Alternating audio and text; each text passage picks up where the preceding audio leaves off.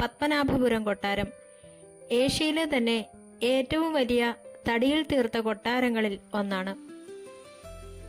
തിരുവിതാംകൂർ രാജവംശത്തിന്റെ പഴയ ആസ്ഥാനമായിരുന്ന ഈ കൊട്ടാരം വാസ്തുവിദ്യയുടെയും ചരിത്രത്തിന്റെയും ഒരു അത്ഭുതമാണ്. 16-ാം നൂറ്റാണ്ടിൽ തിരുവിതാംകൂർ ഭരിച്ചിരുന്ന ഇരവിവർമ്മ കുലശേഖര പെരുമാളാണ് ഈ കൊട്ടാരം നിർമ്മിച്ചത്. അന്ന് കൽക്കുളം കൊട്ടാരം എന്നായിരുന്നു ഇതറിയപ്പെട്ടിരുന്നത്. വേണാട് രാജവംശത്തിന്റെ ഭരണകേന്ദ്രമായിരുന്നു ഇവിടം. ഈ കൊട്ടാരത്തിന്റെ ചരിത്രത്തിലെ ഏറ്റവും പ്രധാനപ്പെട്ട കാലഘട്ടം 18-ാം നൂറ്റാണ്ടിൽ അനിഴം തിരുനാൾ മാർത്താണ്ഡവർമ്മ മഹാരാജാവിന്റെ ഭരണകാലമാണ്. അദ്ദേഹം കൊട്ടാരം പുനർനിർമ്മിക്കുകയും വികസിപ്പിക്കുകയും ചെയ്തു. തന്റെ രാജ്യം ഭഗവാൻ പത്മനാഭന് തൃപ്പടിദാനം ചെയ്തതിനു ശേഷം അദ്ദേഹം കൊട്ടാരത്തിന് പത്മനാഭപുരം കൊട്ടാരം എന്ന് പുനർനാമകരണം ചെയ്തു.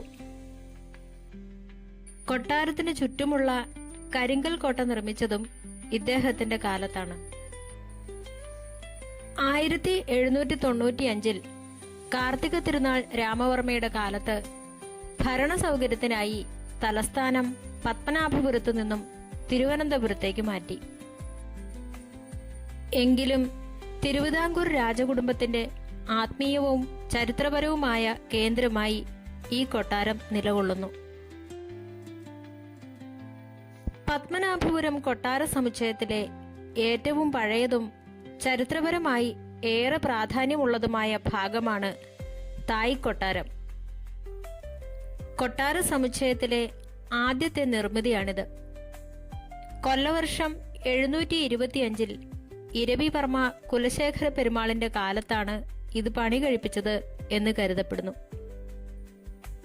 തിരുവിതാംകൂർ രാജവംശത്തിന്റെ ആദ്യ രൂപമായ വേണാട് ഭരണാധികാരികളുടെ വസതിയായിരുന്നു ഇത്. തനി കേരളീയ ശൈലിയിലുള്ള നാലുകെട്ട് മാതൃകയിലാണ് തായ് കൊട്ടാരം നിർമ്മിച്ചിരിക്കുന്നത്. ഇതിന് നടുമുറ്റവും